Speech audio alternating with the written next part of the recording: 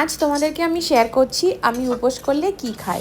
একটা কড়াইতে একটু তেল দিয়ে তার মধ্যে বাদাম ভেজে নিলাম, আলু ভাজা আর সবজি সেদ্ধ করা ছিল, আর একটু পনির আর নারকোল কুচিয়ে সুন্দর করে সবগুলো একসাথে ভেজে নিলাম। নারকোল না কুচিয়ে দিলে না টেস্টটা ভালো আসবে না। আর একটু কারি পাতা, আর এইদিকে সঙ্গে একটু চাও বসিয়েছিলাম।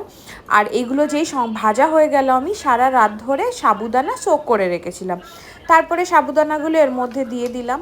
তারপরে এর মধ্যে দিয়ে নাড়িয়ে চাড়িয়ে একটু আমি আমচুর পাউডার দিলাম, একটুখানি গরম মশলা আর একটু ঘি দিয়ে, আর আমি যেহেতু একটু মিষ্টি মিষ্টি পছন্দ করি তাই একটু গুড় দিলাম। আর এটা অনেকক্ষণ পেটে থাকে, হেভি থাকে। এখন দিয়ে দিলাম একটু চাট মশলা, এভাবে নাড়িয়ে নিই। আমি জেনারেলি সোমবার, মঙ্গলবার, থার্সডে এই দিনগুলোতে উপোস করি, তখন আমি এইগুলোই খাই। আর এটা সঙ্গে আমি লাঞ্চে নিয়ে যাব, সকালে খেয়ে নিয়েছিলাম একটু চা। এইভাবেই আমি উপোসের প্রসাদ বানাই, তোমরাও ট্রাই করতে পারো।